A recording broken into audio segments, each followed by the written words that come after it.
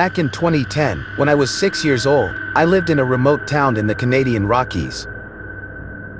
I knew this girl, a year younger than me, named Emma. She was the youngest and only girl out of 3 siblings, while her parents were struggling to make ends meet. On a regular basis, the children were neglected, which could have been a contributing factor to Emma's disappearance. Emma's family was staying in a relative's cabin on the outskirts of our town near a ski resort construction site when she went missing. It was later discovered that an accident occurred at the construction site, leading to Emma's disappearance.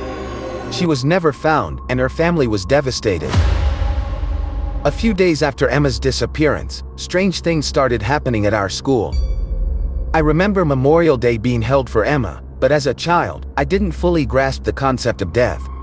The main things I remember from that day were the somber atmosphere, the planting of a maple tree in Emma's memory, and the prayers offered. One day, while waiting to get picked up from school, I saw Emma walking around the playground. She looked solid and normal, not like a ghost. I approached her and asked where she had been, but she just smiled and ran behind a tree. When I looked behind the tree, she was gone. I saw Emma a few more times after that, always disappearing when I got close.